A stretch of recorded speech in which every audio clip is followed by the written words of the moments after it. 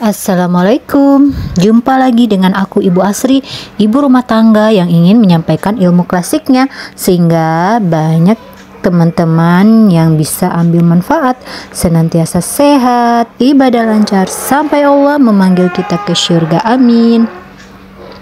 Apa kabar teman-teman onlineku? Semoga teman-teman selalu dalam keadaan sehat dan selalu dalam perlindungan Allah Subhanahu wa taala. Dan serta apa yang dicita-citakan bisa tercapai ya, sesuai doa dan harapan yang pastinya yang terbaik menurut Allah Subhanahu wa taala. Di sini Ibu menghadirkan video sedang membuat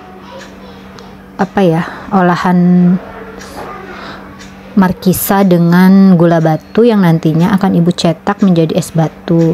Ketika nanti sudah keras itu nanti Ibu membuatnya seperti sirup ya, atau sirup tinggal cemplung aja gitu. Nah, ini video Ibu ambil nih baru banget nih jam 3 tadi nih. Ibu ini sebenarnya kejar tayang ya kalau buat video untuk YouTube ini, tapi alhamdulillah masih Allah mudahkan untuk bisa mengupload satu video di setiap Senin sore. Sambil Ibu membuat sirup ini, Ibu akan meng-share tentang terapi yang berasal dari tuntunan Rasulullah SAW.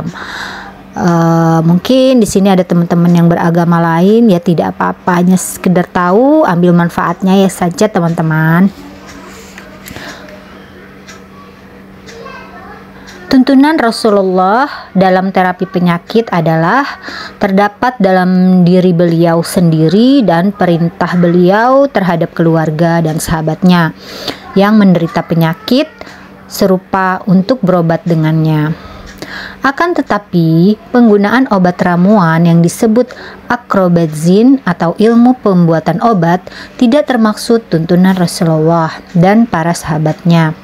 Bahkan mayoritas obat mereka berbentuk tunggal, bukan ramuan atau campuran formulasi.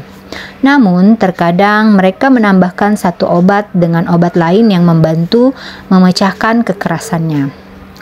Ini adalah obat yang dipergunakan mayoritas masyarakat dengan berbagai perbedaan jenis sukunya secara umum, baik masyarakat Arab, Turki, dan Baduy, pedalaman atau penduduk gurun Sahara, atau pegunungan seluruhnya. Adapun yang memperhatikan obat ramuan adalah masyarakat Romawi dan Yunani. Sedangkan mayoritas pengobatan India adalah dengan obat yang tidak dalam bentuk campuran atau formulasi.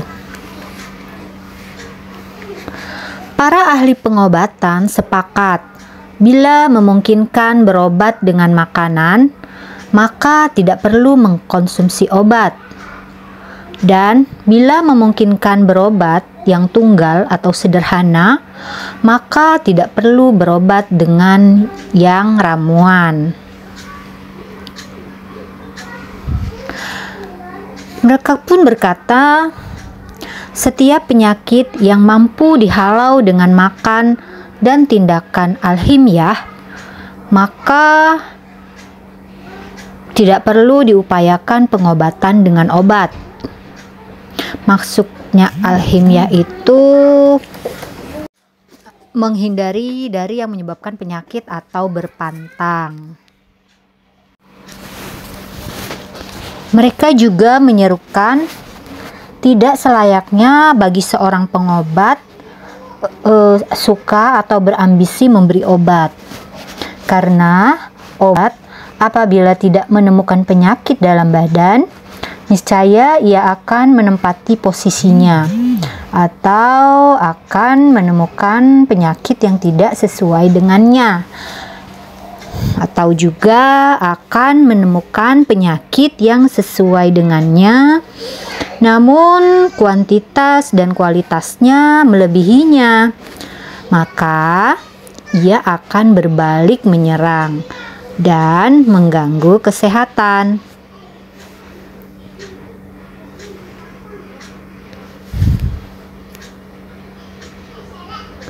Pada umumnya, para pakar di bidang pengobatan yang berpengalaman mengobati mereka dengan obat yang bukan dalam bentuk ramuan. Mereka adalah salah satu kelompok dari 3 kelompok pengobat. Yang benar dalam hal ini adalah pengobatan-pengobatan itu dari jenis makanan. Masyarakat atau suatu kelompok manusia yang kebanyakan makanannya hanya sederhana, maka sangat sedikit sekali penyakitnya. Sehingga obat-obatannya yang sesuai adalah obat-obatan yang sederhana pula atau obatnya tunggal. Sementara kita masyarakat perkotaan yang makanannya beragam-ragam, maka membutuhkan obat-obatan dalam bentuk ramuan. Hal ini disebabkan oleh penyakit mereka yang cenderung campuran atau komplikasi. Maka obat-obatan ramuan lebih bermanfaat baginya.